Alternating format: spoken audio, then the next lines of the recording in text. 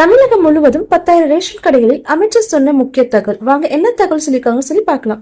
தமிழகத்தில் ஏழை எளிய மக்களுக்கு ரேஷன் கார்டுகள் மூலமாக அரிசி, பருப்பு போன்ற பொருட்கள் மலிவு விலையில் வழங்கப்படுகிறது. அதன் பிறகு கைரேகை ஸ்கேன் மூலமாக பொருட்கள் விநியோகப்படுத்தும் நிலையில் சிலருக்கு கைரேகை பதிவதில் சிக்கல் இருந்ததால் கண் கருவிழி ஸ்கேன் மூலமாக பொருட்கள் வழங்கும் முறையை அரசு அறிமுகப்படுத்தியது. அதோடு கண் கருவிழி மற்றும் கைரேகை இரண்டும் பதிவாகாதவர்களுக்கு கையெழுத்து போட்டு பொருட்கள் வாங்கி செல்லும் முறையும் இருக்கிறது. இந்நிலையில் அமைச்சர் சுக்கிரபாண்டி தற்போது 10,000 பகுதி நேர கடைகளில் கண் கருவிழி ஸ்கேன் மூலமாக பொருட்கள் விநியோகம் செய்யப்படும் என்று தெரிவித்துள்ளார்.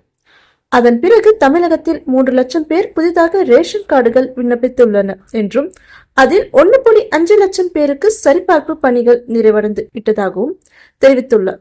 மேலும் 40 மாத திமுக ஆட்சியில் 16 லட்சம் பேருக்கு புதிதாக ரேஷன் கார்டுகள் வழங்கப்பட்டுள்ளதாகவும் அமைச்சர் கூறினார். இதை பத்தி உங்களோட கருத்து என்னன்னு சொல்லி கமெண்ட் பாக்ஸ்ல கமெண்ட் பண்ணுங்க.